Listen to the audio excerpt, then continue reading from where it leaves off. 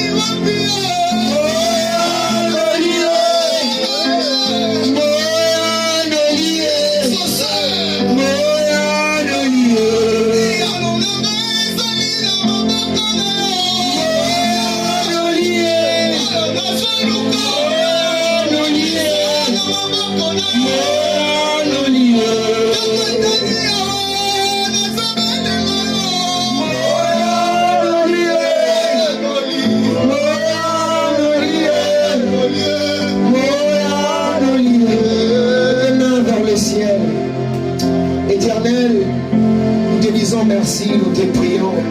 Avec beaucoup d'humilité cet après-midi, nous nous sommes approchés devant de toi, non pas comme par habitude. Au-delà de ce que tu as fait hier, au-delà de ce que tu as fait ce matin, nous avons encore besoin de toi. Éternel, merci pour ta main. Merci pour les exaucements. Éternel, nous te sommes infiniment reconnaissants. Nous savons que tout ce que nous avons, nous l'avons reçu de toi. Tout ce que nous avons, c'est toi qui nous les as donnés. Tout ce que nous n'avons pas encore, c'est parce que toi, tu ne nous as pas encore donné. Éternel, tu es notre Dieu. Tu es notre Dieu. Éternel, nous avons encore besoin de toi. Au-delà de ce que tu as déjà fait, au-delà de ce que nous avons déjà vu, manifeste-toi, révèle-toi en nous. Voilà pourquoi les saints t'acclament. Est-ce qu'on peut acclamer Dieu? Est-ce que tu peux acclamer Dieu?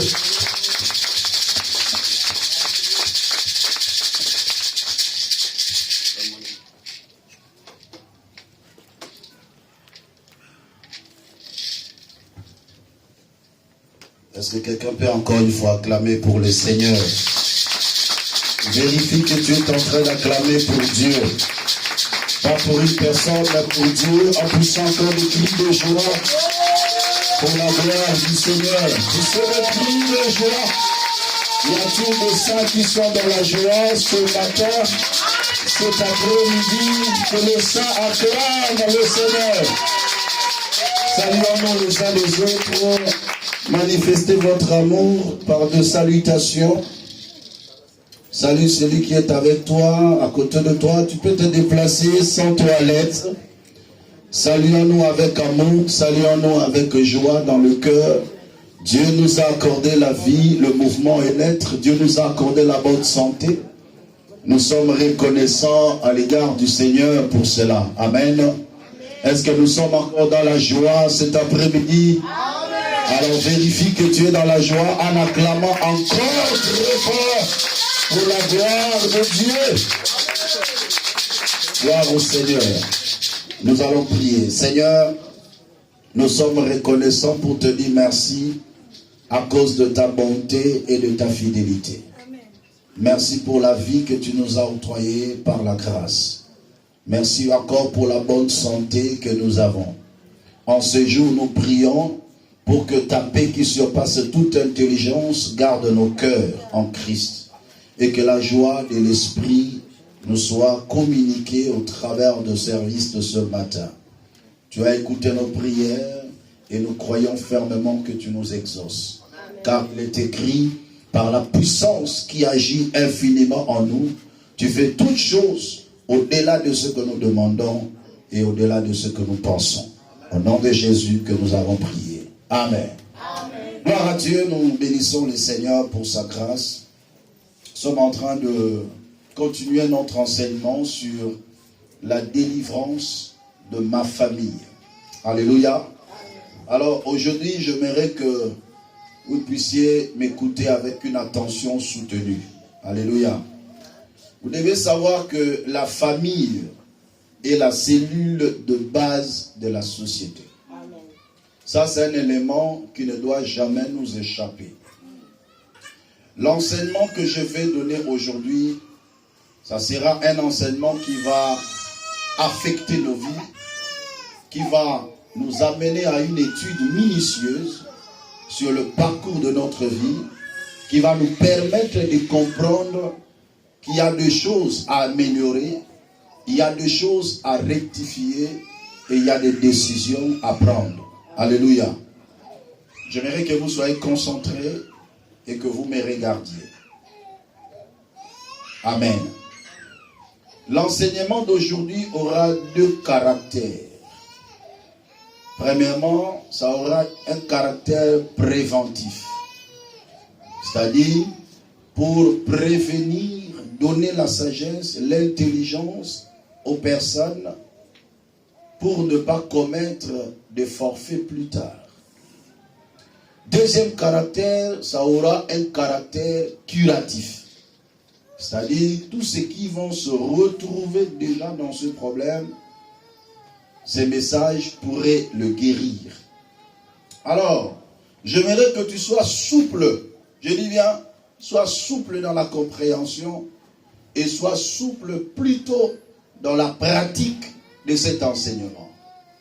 Cet enseignement ne concerne pas seulement le parent, ne concerne pas seulement le marié, ne concerne pas seulement les enfants, ne concerne pas seulement les célibataires, mais c'est un enseignement qui concerne tout le monde. Pourquoi? Tout simplement parce que tout âge va se retrouver dans cet enseignement. Aujourd'hui, je commence sur le mariage. Vous devez savoir qu'il n'y a pas une famille sans le mariage. C'est-à-dire deux personnes qui prennent des décisions de vivre ensemble et de commencer un parcours. Le mariage commence par deux personnes. Et ils font leur parcours. Plus tard, ils auront des enfants ou pas, mais ils font quand même un parcours et constituent une famille. La qualité d'une famille dépend des fondements qui ont été posés ou qui ont été posés lors de la rencontre de deux personnes. La manière dont ils se sont rencontrés, les fondements de base qu'ils ont eu à poser et le parcours de leur vie, c'est ce qui va déterminer la suite. Ils seront heureux, ceux qui n'ont pas encore marié, ceux qui sont encore des célibataires, parce qu'ils auront un enseignement suffisant pour leur permettre de faire un bon parcours, en commençant par faire un bon choix. Mais ceux qui sont déjà mariés dans le mariage, il n'est pas encore trop tard de rectifier certaines choses, d'améliorer certaines choses pour continuer un bon parcours. Car tout est possible. Amen. Le mariage. Premier point. Je vais parler sur le préalable du mariage. S'apprêter pour le mariage. Toute personne doit savoir qu'il est appelé un jour à fonder un foyer. Et le mariage, c'est une institution divine en accord avec Genèse chapitre 2. Tout commence par là. Genèse chapitre 2 verset 24. C'est pourquoi l'homme quittera son père et sa mère, s'attachera à sa femme, et les deux deviendront une seule chair. Dieu a posé le fondement de base de mariage. Le mariage est une institution divine qui réunit deux personnes de sexe différents, j'insiste là-dessus, qui a pour fondement l'amour et la fidélité. On ne peut pas parler du mariage s'il n'y a pas deux sexes différents. tout ce dont le monde met en place de mariage, homme avec homme, femme avec femme, on ne peut même pas appeler ça mariage. C'est l'abomination, c'est la malédiction, c'est l'envoûtement, c'est la sorcellerie. C'est le diable qui incarne ces choses dans la vie de gens. Quand il y a homme et homme, femme et femme dans le lien de mariage, ça c'est l'homosexualité que l'Éternel avait défendue depuis très longtemps. Et Dieu dit que même les inféminés n'hériteront point le royaume de Dieu. Les homosexuels n'hériteront point le royaume de Dieu. Aujourd'hui, ils vont même plus loin en termes de la bestialité. C'est-à-dire l'union d'un homme ou d'une personne avec un animal. Sortez de cette vie-là. Si un jour vous vous retrouvez dedans ou vous êtes retrouvé dedans, il vous faut une délivrance. Un mariage qui n'a pas un bon fondement n'apportera ni paix ni vrai bonheur. Mais le mariage définit et trace la forme de la vie d'un homme. Vous devez savoir une chose. Ta destinée dépend de ton mariage. Ta destinée dépend de la personne avec qui tu t'es uni dans le lien de mariage. Si tu t'unis avec une mauvaise personne, ta destinée est détruite. Tu t'unis avec une bonne personne, ta destinée est bénie. On ne met pas de sentiments en ce qui concerne le lien de mariage. On ne met pas de sentiments. Ça, c'est un élément important. Il faut être trop dur envers toi-même en ce qui concerne le mariage. Être trop dur, j'insiste encore, être trop dur envers toi-même en ce qui concerne le lien de mariage. Le mariage définit et trace la forme de la vie de l'homme. Le mariage fait la fusion des destinées. Et il faut savoir avec qui faire son parcours et sur quoi est basé votre mariage. Mais avant tout, j'aimerais parler sur s'apprêter pour le mariage. Tu ne peux pas entrer dans le lien de mariage si tu n'es pas encore prêt. Une personne qui n'est pas bien préparée pour le mariage sera un enfer pour lui. Une personne qui n'est pas prête pour le mariage, la personne qui s'unit à elle vivra un enfer. Le problème c'est quoi? Beaucoup de gens ont du mal à avancer parce que ils ont rencontré des personnes qui ne sont pas encore prêtes pour la chose. Ils ne sont pas encore disposés. Bien aimé, tu ne peux pas aller au mariage si tu ne te sens pas encore prêt. Tu es une femme, tu es incapable de se soumettre à un homme. Dans le mariage, tu vas aller faire quoi là-bas? Tu n'es pas encore prête. Tu es un homme incapable de supporter une petite caprice d'une femme. Qu'est-ce que tu fais là-bas dans le mariage? Ce n'est pas ton monde. Prépare-toi d'abord d'avance avant de s'engager. Parce que dans la réalité du mariage, il ne suffit pas seulement de rencontrer une bonne personne, mais il faut l'être. On a toujours tendance à dire, j'ai épousé une mauvaise personne. La femme avec qui, l'homme avec qui je suis, c'est une mauvaise personne. Mais toi, qui es-tu? Es-tu une bonne personne aussi? Parce que vous devez savoir que le miroir ne te donnera que l'image de ce que toi tu es. La personne qui est devant toi dans le mariage est semblable à un miroir. Tu te vois comme tu es au travers de ce miroir. Ainsi, l'élément le plus important, et c'est là où je vais beaucoup plus insister, et là où je serai un peu trop dur envers vous aujourd'hui, supportez-moi, ça vous fera du bien.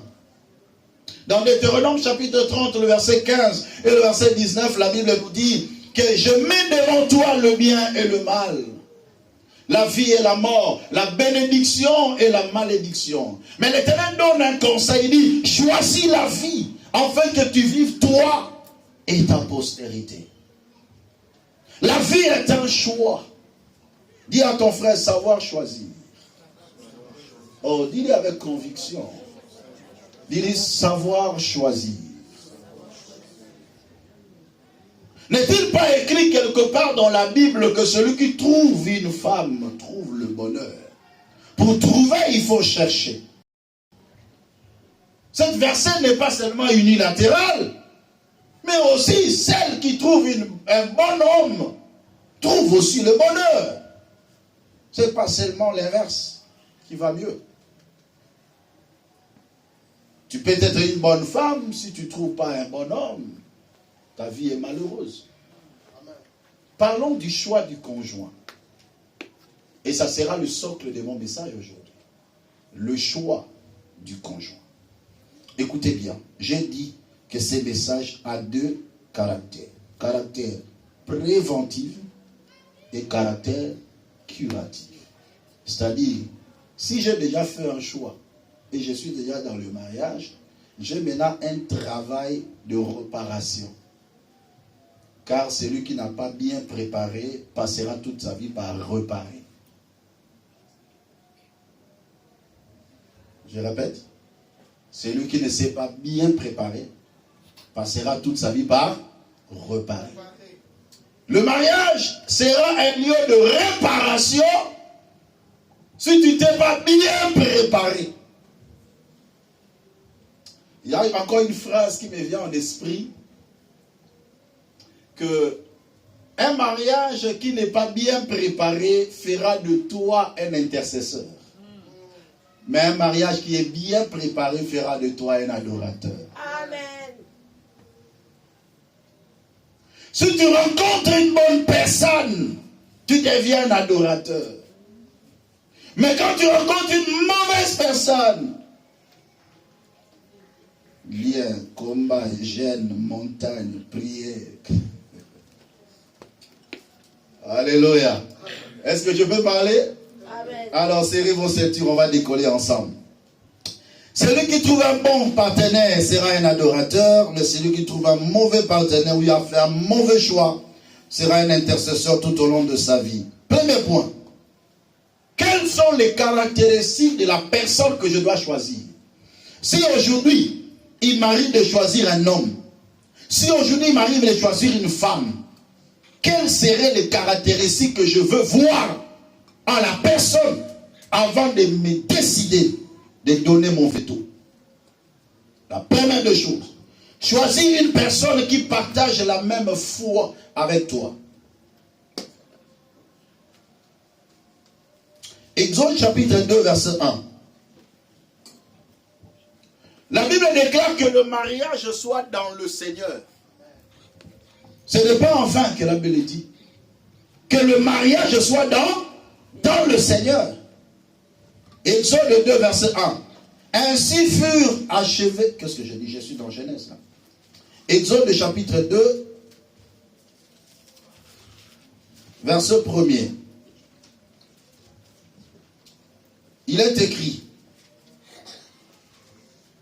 un homme de la maison de Lévi avait pris pour femme une fille de Lévi. Ah. Un homme de la maison de Lévi avait pris pour femme une fille de Lévi. Pour ne pas m'embrouiller plus tard, pour ne pas me mettre la corde au cou et devenir l'intercesseur de mon mari ou de ma femme, vaut mieux au préalable trouver une personne qui partage la même foi avec moi. Est-ce que quelqu'un est en train de comprendre? Vous savez que le mariage qui réunit deux personnes de différentes religions, il chevauche toujours quelque part. Un musulman qui s'unit avec une chrétienne, qui ira chez qui? Alléluia. Ça créera un problème.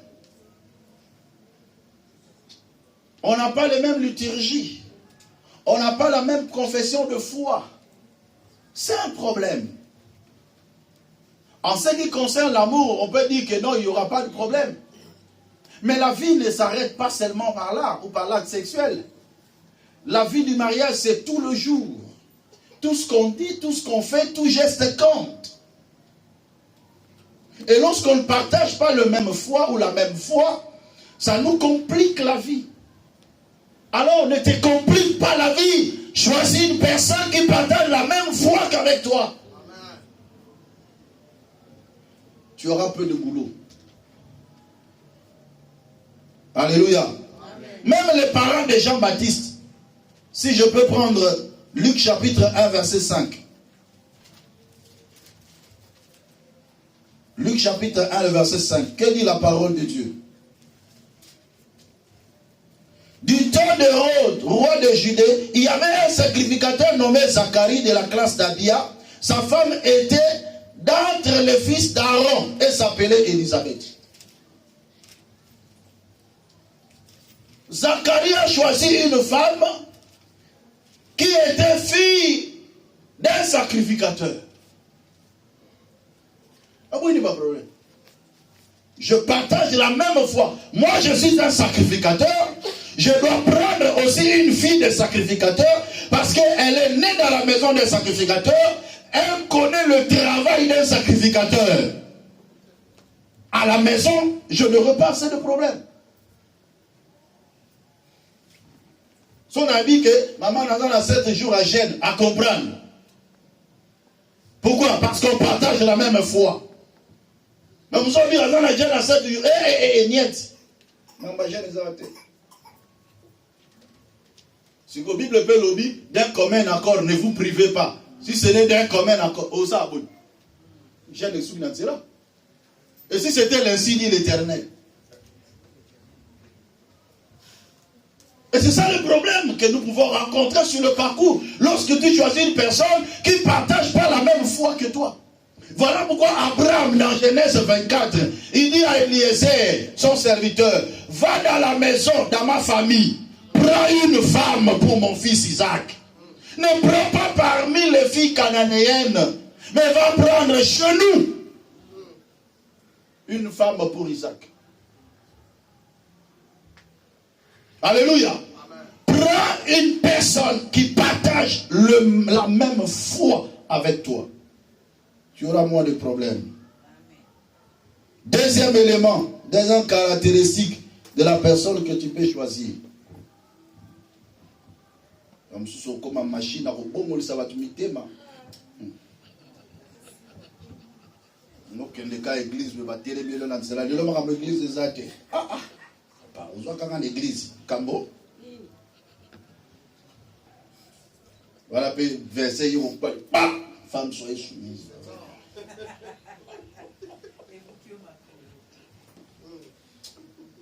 Comme un pasteur, on a changé au matin.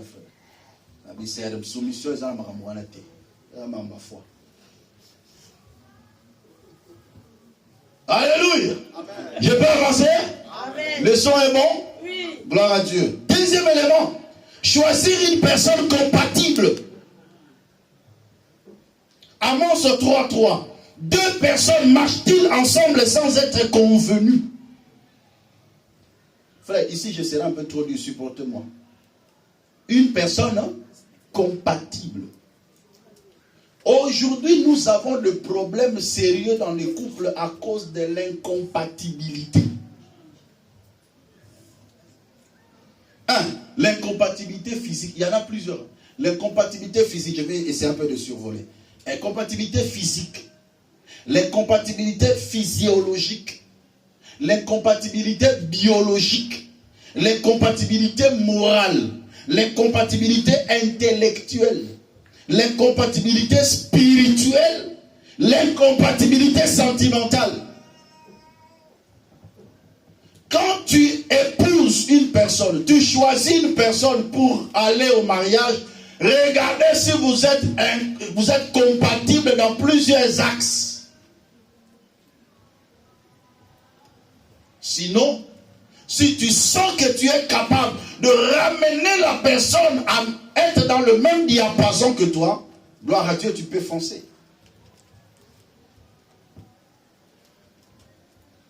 Les loyaux, tout le monde dit, l'amour est aveugle, tout ça. Mais le mariage va te rendre la vue. Quand tu seras dans le mariage, tu vas voir. L'amour de loin, ça t'attire. L'incompatibilité physique, ça joue un rôle important dans le choix du conjoint. Quoique c'est aléatoire. Mais je vais plus parler de ce qui n'est pas aléatoire. Parce que physique, c'est aléatoire. C'est-à-dire, nous sommes moyen. Non, bah, amen. Amen. Parce qu'il faut un peu couple ça. Hein? Moi, équilibré ça.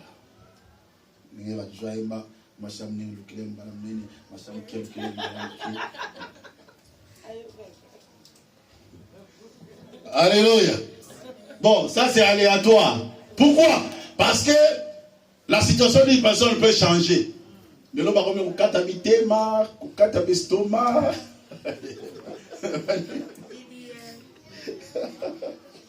Alléluia. Donc, papa,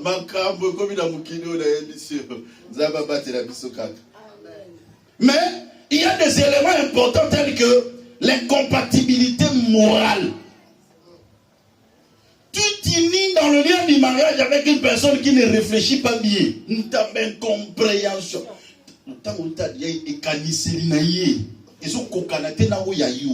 Maman, tika. Il y a tout ça là-dedans.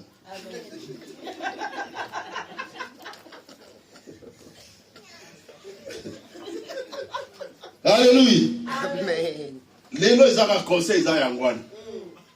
Si tu sens que c'est incompatible, tika. Il y a tout ça là-dedans. Ah, nous avons un bâton de babalité. Tika. Il y a tout ça là-dedans.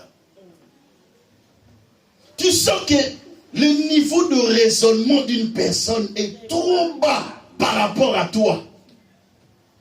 Vous aurez que d'incompréhension sur incompréhension dans ce couple. Au lobby A, il y a le lobby B. Nous comprenons. Déjà, la tête à fiancé, tout le monde a des blocs à bon. Il y a tout ça.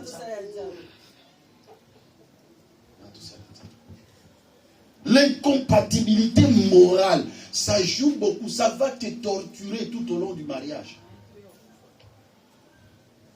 A topesi ida malam, il y a Yézoa comme un peu. Sur le corriger, à moi le gros fingi. Ah! Oh, mon tante Nino. Il y a tout ça là-dedans. Amen. Tout ça là-dedans. Incompatibilité intellectuelle.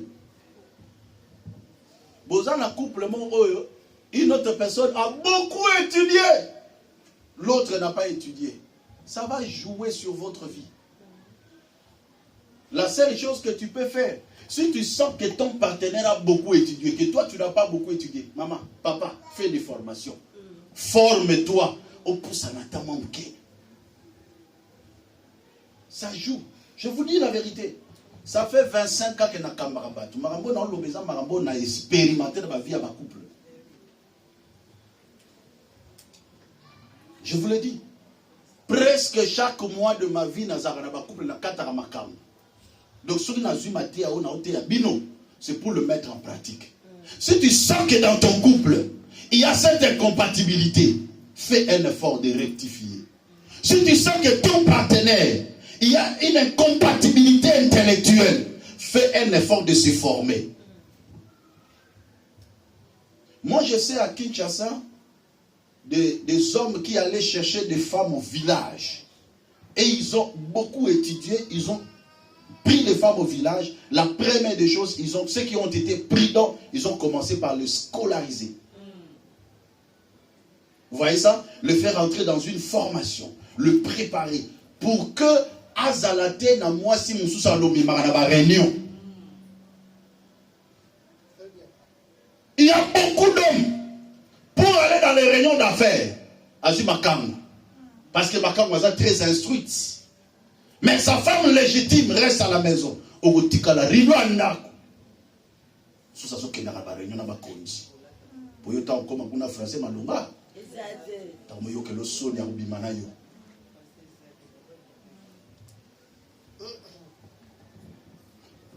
tu dois se faire, tu dois se former pour que là où ton partenaire arrive, que toi tu n'aies pas de frein. Il y a d'autres femmes, même si son mari lui dit accompagne-moi quelque part, elle-même refuse. Pourquoi? Parce qu'elle sent milieu wana na kolobani. Parce que lorsqu'il sera dans le milieu, elle ne saura pas quoi dire. Ou tout simplement son mari lui dira ici ne dis rien. Il y a déjà faiblesse à moi sinon. On sera fourré mon bakake ou bêta.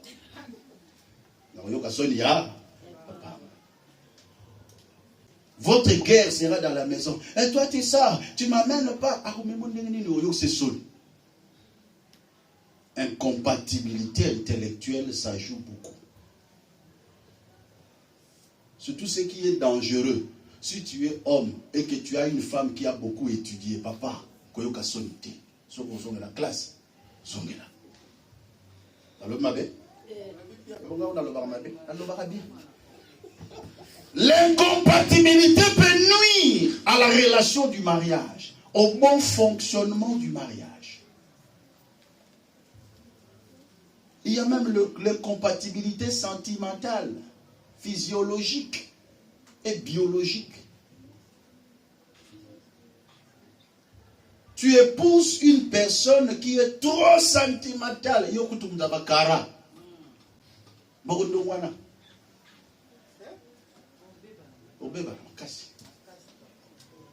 Alléluia.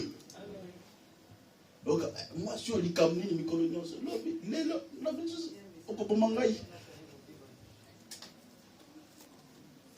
il y a une incompatibilité sentimentale. Tout ça, il faut tenir compte de ça dans le mariage. Il faut tenir compte de ça. Quand tu épouses une personne, tu dois discerner pour ne pas vous envoyer à essayer. Tu dois discerner le niveau sentimental de la personne. Tu le sauras. Parce qu'une personne mature peut savoir déjà le niveau sentimental de cette personne. Est-ce qu'il est trop demandant ou elle est trop demandante ou pas? Et je dois me préparer psychologiquement en fonction de ça. Pour que ça n'ait pas un problème, un impact négatif sur notre foyer. Nous, on a rappelé à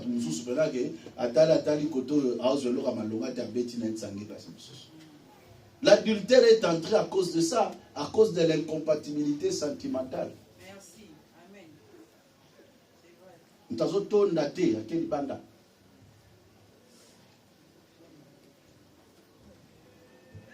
Amen.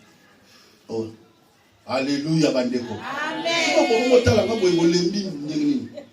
Je vous prêche la vérité. Amen. Tout le monde doit comprendre ça. Même le petit enfant doit comprendre. Parce qu'il grandit avec ça.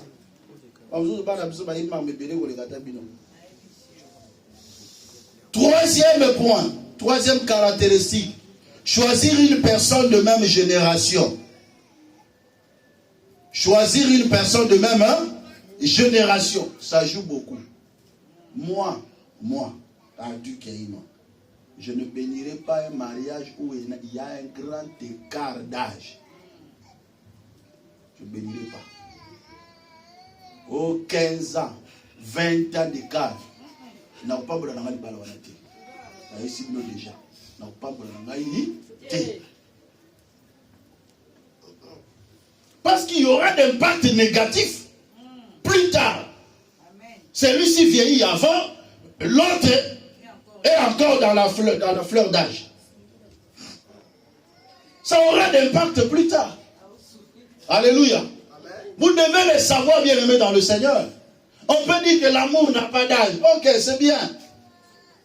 Pendant un temps, il n'y aura pas d'âge. Mais plus on avance, l'âge va influencer. Toi, homme, tu as 40 ans, tu prends une femme de 20 ans. Ça marche encore, hein? Ça marche encore quand tu as 40 ans, là. Mais 20 ans après, 20 ans après, déjà à partir de 10 ans après, là, ça commence à chauffer. Frère, ne soyez pas emportés par des sentiments actuels. Mais le mariage, c'est toute une vie. C'est toute une vie, bien aimé dans le Seigneur.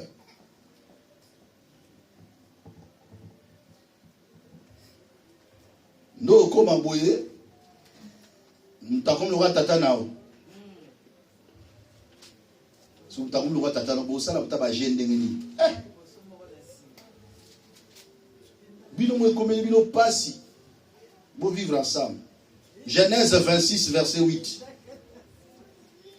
Genèse 26, verset 8. Comme son séjour se prolongeait, il arriva qu'Abimelech, roi des Philistins, regardant par la fenêtre, vit Isaac qui plaisantait avec sa femme Rebecca.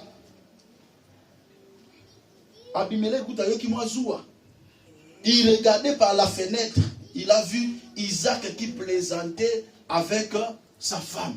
Parce qu'ils étaient des mêmes générations.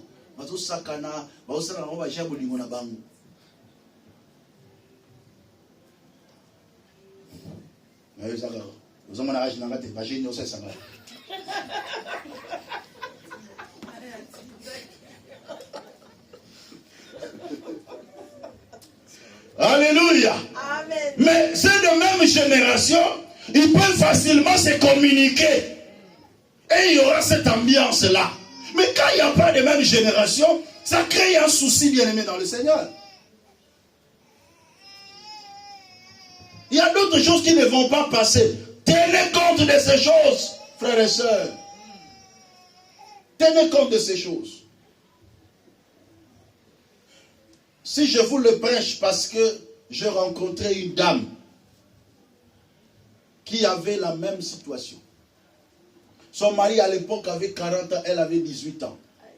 Comme l'homme avait beaucoup d'argent, à Tiembongwanche, la famille a cédé, ils ont livré leur enfant. Ils étaient bien, ils évoluaient. Quand la femme a atteint dans les quarantaines, l'homme 65, hey, comment c'est un problème? Elle s'est confiée à moi. Non, ça, conseil nous la personne à minute. Elle me dit, pasteur, je ne tolérerai jamais à ma fille de prendre un homme plus âgé que lui ou qu'elle. Ça, c'était sa dernière phrase qui était sortie de sa bouche. Elle dit, je ne le permettrai jamais à ma fille. Ce qui m'est arrivé n'arrivera pas à ma fille. Et elle a eu beaucoup de filles, au moins 3 ou 4 filles comme ça. Elle dit, je ne permettrai jamais que cela arrive. Comme je te dis, j'étais prêt à tomber avec mon directeur.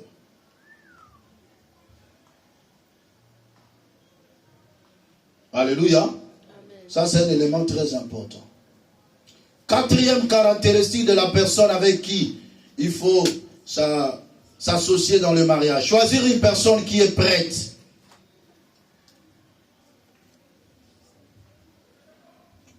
Pas une personne avec qui vous pouvez commencer des fiançailles prolongées, vivant dans la fornication. Dans ces couples-là, on perd souvent l'empressement du mariage. On se sent déjà marié, c'est bon. On clôture tout. On perd cet empressement-là. Je vous dis, frère, surtout ici, je vais parler sur le frère plus. Frère, si tu ne sens pas encore prêt, ok, comme moi, là, va te boiter. Tu vas pas passer à la fin. Alléluia. Si tu ne te sens pas prêt, frère, laisse. Amen. Aujourd'hui, après matin, comme on a la régularisation. Parce que dans le mois de juillet, on a quitté la mois de juillet. Je passerai à des maisons. Je vérifierai l'information. Oui. C'est mon travail en tant que pasteur. Ceux qui ne se sont pas encore mariés, l'homme qui n'a pas encore payé la dot, on va prier pour ça. C'est important. Pour que vous sortiez de là. Parce que vous vivez dans le péché, qu'on ne se voile pas la tête. Vous vivez dans le péché. Il faut payer la dot. Kobosa na ngote. Parce que bambali mzusu mona so asa vaida na mwesa ndaka bosa na image wana. Alexandre Kabum. Comment on va faire d'abord? C'est pas normal. C'est pas normal. Il faut corriger ça. Nous sommes des chrétiens. Nous devons vivre comme des chrétiens. Ce n'est pas que tu es chrétien, mais dans ta tête, tu sais que tu es chrétien, mais dans ta vie, tu ne le manifestes pas. Un jour,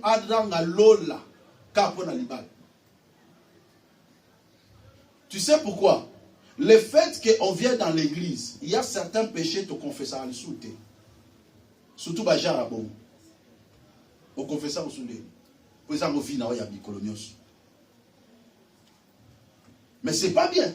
Il faut régulariser. Si c'est un combat, on doit prier pour ça. Il faut que je sache que c'est un combat. Tout ça, mais la ponza pas comme la Bible. C'est important.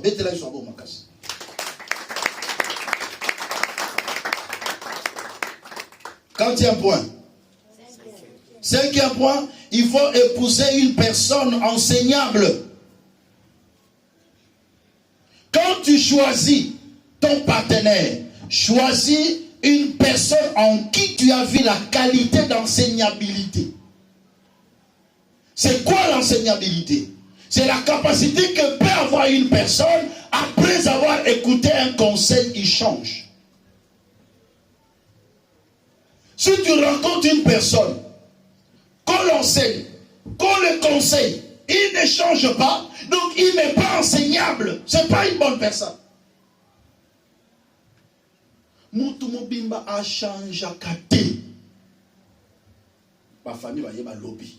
Ma pasteur va y avoir lobby. Yomoko lobby. Moutatikala ka bongo. La Bible déclare un léopard peut-il changer sa peau? Moutou normal.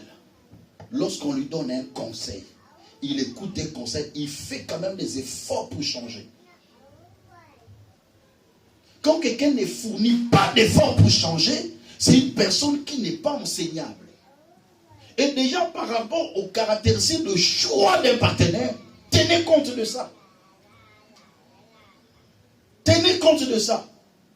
Parce qu'un jour, il peut emprunter un caractère qui viendra nuire à votre foyer, même si on pouvait bien crier sur lui.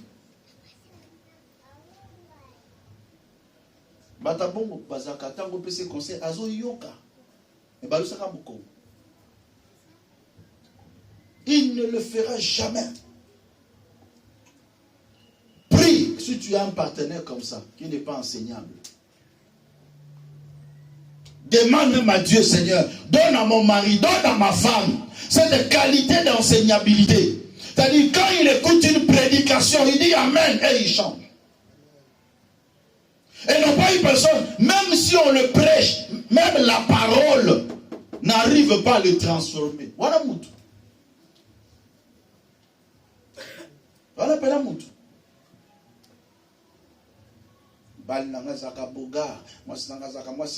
Mais aza enseignable te au souffrir. Moi qui toko wana eko komelo ngai nanda. Ki bogar wana nyos. O lula gwa. O tale me moni be satana. Boso la ngai. Que Dieu nous aide. Dites Amen. Amen. Quatrième point. Il faut choisir une personne mature.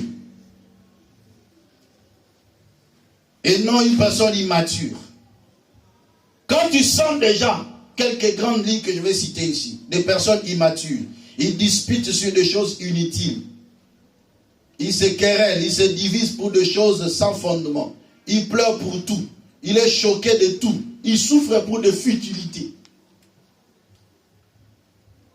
Le mariage n'est pas fait pour des gens immatures, qui pleurent pour toutes choses, pour des futilités, qui se fâchent pour des futilités, qui pleurent, qui souffrent, qui se mettent dans des querelles, dans des divisions, pour des futilités. Des choses qu'on peut en passer rapidement et on passe à autre chose. Des gens qui prêtent attention sur des petits détails, négligeables même. Allez-y comprendre. Lorsque aujourd'hui vous attendez les choses qui divisent les gens, vous allez vous moquer des choses inutiles. Des choses inutiles, je vous assure. Ce n'est pas souvent des grandes choses qui divorcent, qui poussent les gens à divorcer. Des choses inutiles.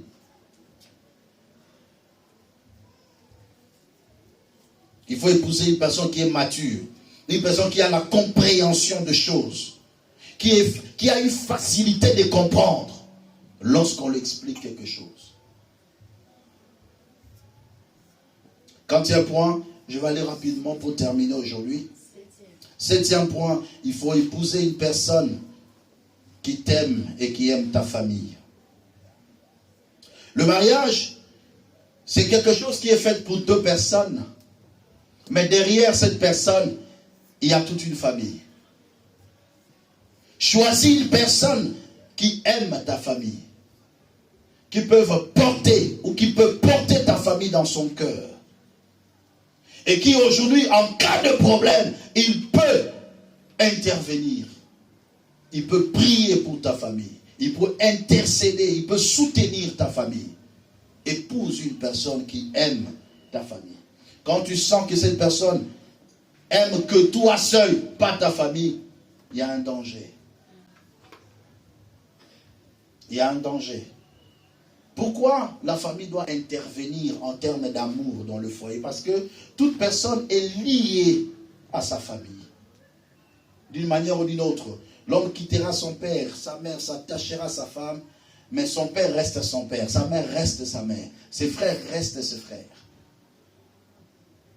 Et quand tu aimes la personne, mais tu n'aimes pas ceux qui sont attachés à elle, ça c'est un souci. Quels que soient les défauts, quelles que soient les qualités, il suffit que tu aimes la personne. L'amour que tu accordes à la personne doit être automatiquement l'amour que tu accordes à sa famille.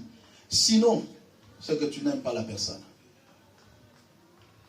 Je reprends. Quelqu'un qui aime, qui dit qu'il aime son mari ou sa femme et qui n'aime pas la famille de son partenaire, il n'aime pas son partenaire. C'est plus simple que ça. Et c'est simple à comprendre. C'est naturel. On ne le force pas. C'est naturel. Et allez-y comprendre maintenant. Tu as déjà épousé une personne qui n'aime pas ta famille. Ça, c'est un danger permanent. Un danger permanent. Regarde celui qui est à côté de toi. Dis-lui, est-ce que tu es un bon partenaire?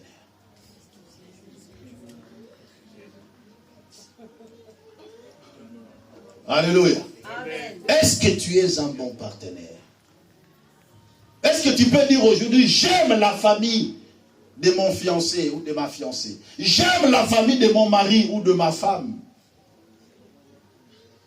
Cet amour que tu portes dans ton cœur vis-à-vis de la personne doit être le même amour que tu portes vis-à-vis de sa famille. Si tu le fais, tu rendras même la personne heureuse. Parce que toute femme ou tout homme est heureux lorsqu'il sent ou elle sent son partenaire aime sa famille. Ça fait la joie et on est heureux. Mais lorsque tu sens que la personne avec qui je vis n'aime pas ma famille, on vit malgré soi. On vit malgré soi. Et c'est un aspect très important. S'il y a amélioré, il faut améliorer. Mais s'il y a regardé, il faut regarder. Je m'attache à une personne qui n'aime pas mon père, qui n'aime pas ma mère. Non. Qui n'aime pas mes frères. Ça, c'est un souci. Déjà, dans la genèse de la relation, il faut en tenir compte. Yo avec la bolingo. Okenda kapenza mobimba. Nzoto molimo, nzoto nanana musuri nyos. Ekei.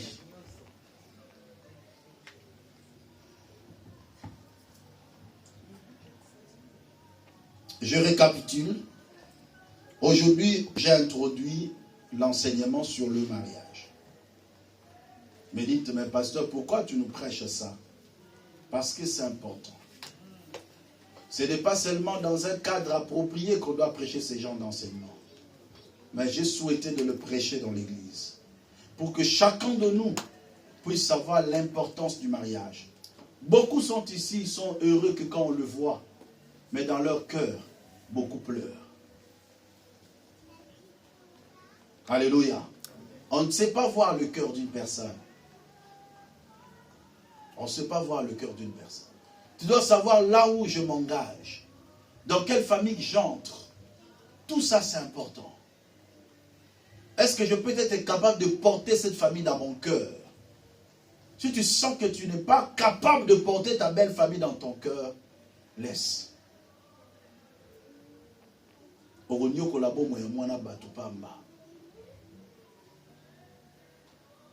Quand tu sens que la personne n'est pas compatible avec toi, laisse.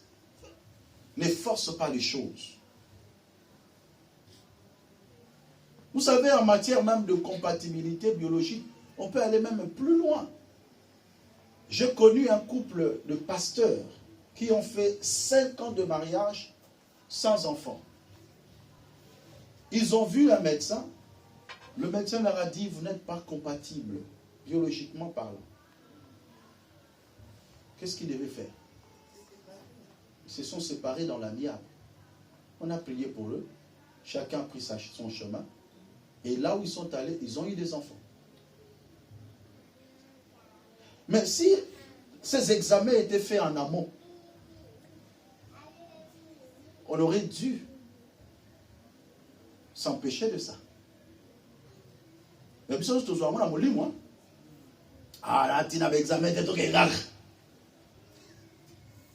c'est un conseil que moi je peux donner aussi aux gens qui se marient. C'est très difficile parfois, mais c'est important. Faites un peu des examens pour voir si vous êtes compatibles l'un et l'autre. Sinon, ne soyez pas seulement aveuglés par l'amour. Soyez réalistes. Et c'est important. Amen. Beaucoup de gens ont donné naissance aux enfants contre nature, un peu bizarres. Tout simplement parce qu'ils n'ont pas vérifié leur compatibilité. Nous mettons la foi en cela. C'est très bien. Dieu peut nous faire grâce. Mais soyons aussi réalistes quelque part. Voyons un peu cette compatibilité biologique, physiologique. C'est important pour nous. Pensez aussi que vous devez choisir une personne qui partage la même foi avec vous. Vous êtes chrétien, ne cherche pas trop de problèmes. Si tu trouves un païen et que tu sens que ce païen a des penchants sur la vie chrétienne, tu sens que je n'aurai pas assez de travail, tu peux aller. Il n'y a pas de souci, tu peux aller. Tu sais que je n'aurai pas trop de travail à faire pour le ramener dans ma foi. Au moins, ce n'est pas un athée. Parce qu'il y a d'autres personnes qui ne partent pas à l'église, mais au moins ils croient en Dieu. C'est un croyant, mais pas peut-être un pratiquant. Ok, je peux avancer. Parce que je sais qu'avec un peu d'effort, je peux l'aider. Mais déjà dans la jeunesse, tu sens que cette personne n'aime pas les gens de Dieu. Ah, Yaya. Mais tu t'enfonces davantage. Aveuglé par soi-disant l'amour. Il y a certains sentiments qui sont tellement diaboliques qui te lient à une mauvaise personne. Toi, tu vois que la beauté extérieure, mais tu ne tiens pas compte des éléments importants. Je vous le dis en vérité. Est-ce que souvent, tout le bananoué, non, au moment où tu basia qui toko selon bateau, mais tant que tu as la mbanda basuli, au plus on a eu kokante.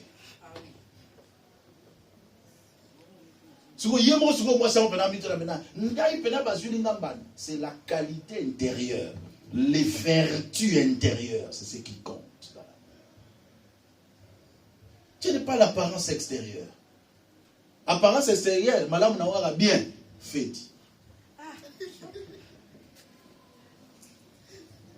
Alors, ma belle? Malam n'a pas dit le sous. Malam, il y a apparence extérieure, les aranis.